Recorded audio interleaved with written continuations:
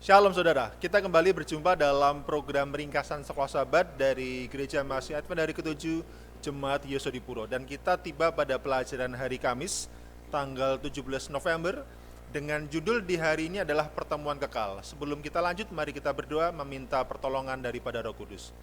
Bapa di surga, saat kami mempelajari firman-Mu, biarlah Roh Kudus-Mu yang mengajari kami, membimbing dan juga menginsafkan kami. Terima kasih, dalam nama Tuhan Yesus kami berdoa. Amin. Mari kita mengawali dengan membaca dari 1 Korintus pasal ke-15 di ayat yang ke-51. 1 Korintus pasal 15 di ayat yang ke-51 dikatakan oleh firman Tuhan demikian. Sesungguhnya aku menyatakan kepadamu suatu rahasia, kita tidak akan mati semuanya, tetapi kita semuanya akan diubah. Ayat 52.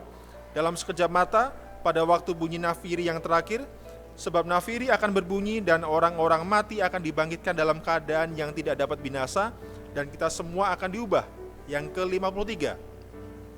Karena yang dapat binasa ini haruslah mengenakan yang tidak dapat binasa, dan yang dapat mati ini haruslah mengenakan yang tidak dapat mati.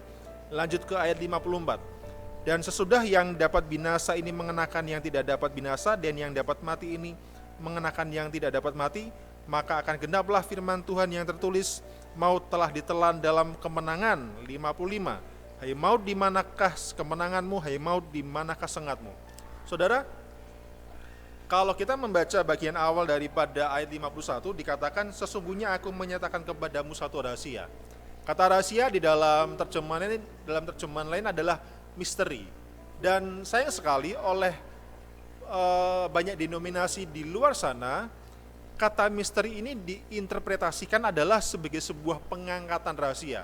Jadi mereka percaya bahwa akan ada satu masa sebelum Tuhan Yesus datang yang kedua kali, maka orang-orang benar yang masih hidup akan diangkat secara tiba-tiba. Dan itu terjadi sebelum Tuhan Yesus datang yang kedua kali, saudara. Tapi interpretasi semacam ini tidaklah sesuai dengan yang Alkitab bilang. Tadi kita sudah membaca dari ayat 51 sampai ayat yang ke-55. Misteri yang dimaksud di sini adalah mengenai kebangkitan orang-orang benar yang sudah mati. Dikatakan ketika nafiri berbunyi, maka orang-orang benar yang telah mati itu akan dibangkitkan, dan mereka menggunakan atau dikenakan kepada mereka satu kondisi tubuh yang tidak dapat binasa. Mereka akan diubahkan. Mereka akan mengenakan satu tubuh yang mulia. Kalau mungkin dahulu kala sebelum mereka mati atau ketika mereka mati memiliki sebuah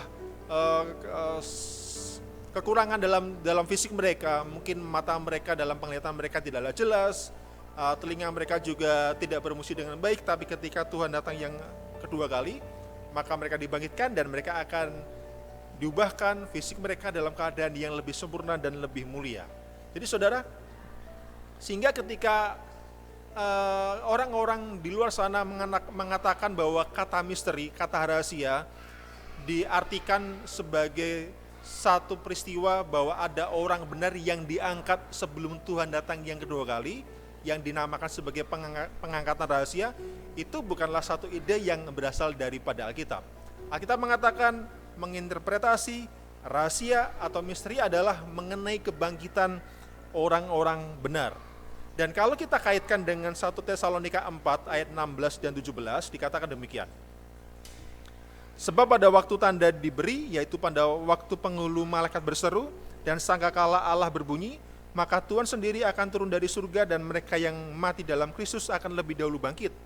Ayat ke-17.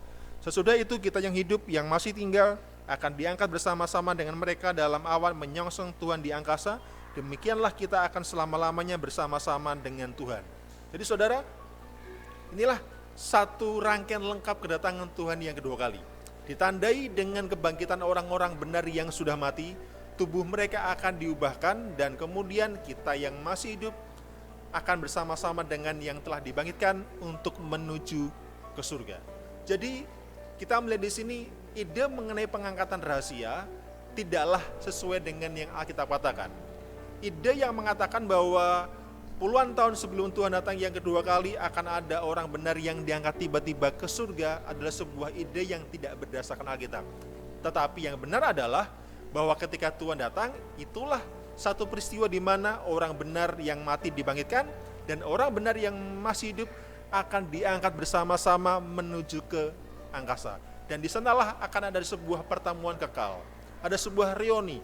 Mungkin dari antara kita ada yang telah kehilangan orang tua kita, atau mungkin orang tua kehilangan anak yang telah beristirahat terlebih dahulu. Tapi dalam peristiwa ketika Tuhan datang yang kedua kali, kita bisa melihat orang-orang yang kita kasih yang telah meninggal, bila mana mereka benar di hadapan Tuhan, mereka akan dibangkitkan, dan kita yang masih hidup bertemu dengan orang-orang yang telah dibangkitkan itu, saudara.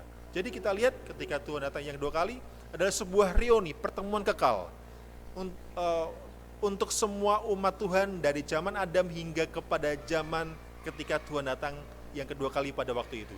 Kiranya melalui pelajaran singkat ini boleh menolong kita mengerti lebih jelas bahwa ketika Tuhan datang yang kedua kali sebagai sebuah pengharapan dan sebagai sebuah reuni dan pertemuan akbar seluruh umat Tuhan dari zaman Adam hingga zaman kita saat ini. Tuhan memberkati kita.